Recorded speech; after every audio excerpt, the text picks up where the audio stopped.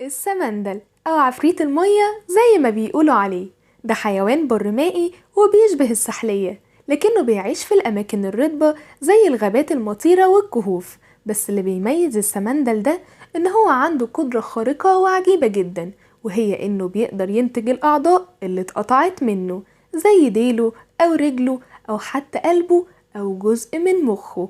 طالما الإصابة ما تسببتش في موته بيقدر يجدد نفسه من تاني. والحيوان ده مصدر إلهام كبير للعلماء، علشان بيحاولوا يفهموا منه قدرته على تجديد الأنسجة، وده ممكن يفيد البشر في المستقبل وما يبقاش في حد عنده طرف ناقص. وما يغركش ان الحيوان ده شكله غريب وصغير، لا، ده في أغرب من كده بكتير وأكبر من كده كمان. وفي منه أنواع كتيرة زي السمندل الناري اللي الأسطورة بتقول عليه إن هو بيستحمل النار، بس العلماء لسه ما أثبتوش ده.